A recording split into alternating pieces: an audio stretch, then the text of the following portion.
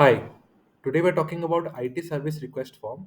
This is a simple form which is a template that is designed to streamline the process of submission and managing any IT related request within an organization. So in this form, we have got a few fields added up over here which the prospective person can fill out and they can submit their queries in order to generate a response for the particular person.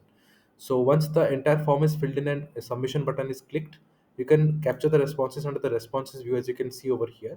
So let us see how exactly this will operate. So I'll just go to the form builder section. I'll click on share form and I'll click on copy form link. Okay. Once I click on this and I need to expose this particular link to the person who is going to fill out this form. Okay. So let us wait for a few seconds as it is going to load the particular form for the candidate to fill in.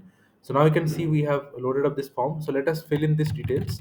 So I'm going to quickly fill in some of the random details over here and then we are going to see how exactly this will work. Okay, so I'm just going to fill in some of the stuff. I'm going to define the category. Specification is something random. Comments are also random. Okay, so I've filled in all the details from start to end. Now let's click on submit. As I click on submit, you can see my response has now been submitted.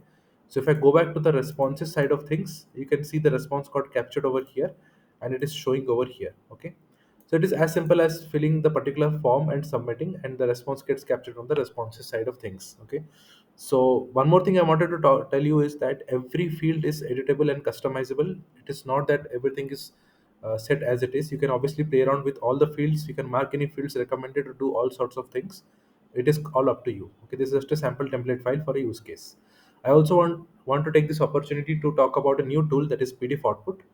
It helps you generate PDF documents in bulk, which utilizes a Notion page as a template and a Notion database as the source of the database file, which can be used to generate documents in bulk.